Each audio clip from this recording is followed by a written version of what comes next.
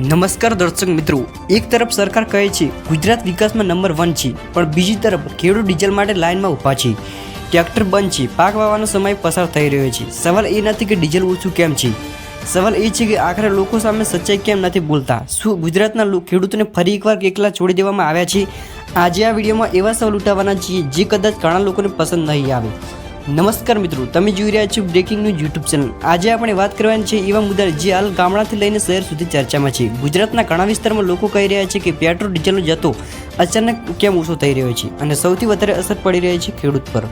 વિચાર કરો મિત્રો, એક ખેડૂત આખું વર્ષ મહેનત કરે, ગરમીમાં બળે, વરસાદમાં ભીંજાય, ત્યારે જઈને આપણું ઘર ચલાવે છે. પણ આજે એ જ ખેડૂત ચિંતામાં છે, કારણ કે હાલ પાક વાવવાનો સમય છે અને આ સમયે ટ્રેક્ટર માટે ડીઝલ જોઈએ, પાણી માટે મશીન જોઈએ, ખેતરમાં દિવસ રાત કામ કરવું પડે, પણ ડીઝલ જ નહીં મળે તો એક ખેડૂત ગુસ્સામાં કહે છે સરકાર ભાષણમાં વિકાસ બતાવે છે, પણ હકીકતમાં ખેડૂત મુશ્કેલીમાં છે. હવે લોકો સોશિયલ મીડિયા પર સવાલ પૂછવા લાગે છે, શું આ માત્ર સપ્લાયની સમસ્યા છે કે પછી કોઈક મોટું પ્લાનિંગ ચાલી રહ્યું છે? શું ચૂંટણી પહેલાં કંઈક છુપાવવામાં આવી રહ્યું છે? અને સૌથી મોટો સવાલ, સામાન્ય માણસ હંમેશા જ કેમ પીછાય છે? હવે તમારો કમેન્ટ જરૂર આવવો જોઈએ. તમારા વિસ્તારમાં પેટ્રોલ ડીઝલ સરળતાથી મળી રહે છે કે નહીં? શું તમારા ગામમાં ખેડૂત પરેશાન છે?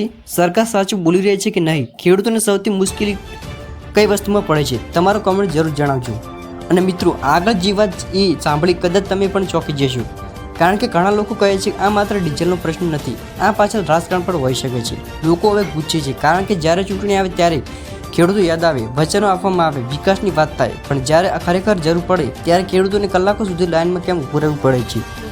એક સામાન્ય માણસ કહે છે પેટ્રોલ મૂકવું, ડીઝલ મૂકવું અને ખેડૂત પરેશાન, અને ઉપરથી મોંઘવારી. આખરે સામાન્ય માણસ જીવશે કેવી રીતે? અને હવે સૌથી મોટો સવાલ, જો બધું કંટ્રોલમાં છે તો લોકો ડરેલા કેમ છે? જો વિકાસ થયો છે તો ખેડૂત પરેશાન કેમ છે?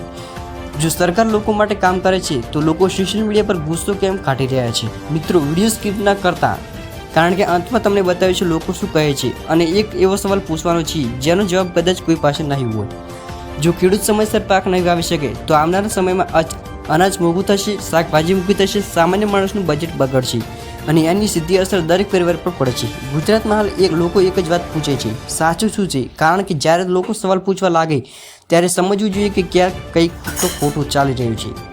ખેડૂત માત્ર એક માણસ નથી, ખેડૂત આખા દેશનું ભવિષ્ય છે. અને જો ખેડૂત મુશ્કેલીમાં રહેશે તો વિકાસના મોટા ભાષણો શું ફાયદા? જો તમે પણ માનો છો કે ખેડૂતોના પ્રશ્ન પર ખુલ્લી ચર્ચા થવી જોઈએ તો આ વિડીયો લાઇક શેર સબસ્ક્રાઈબ કરી ભૂલતા નહીં.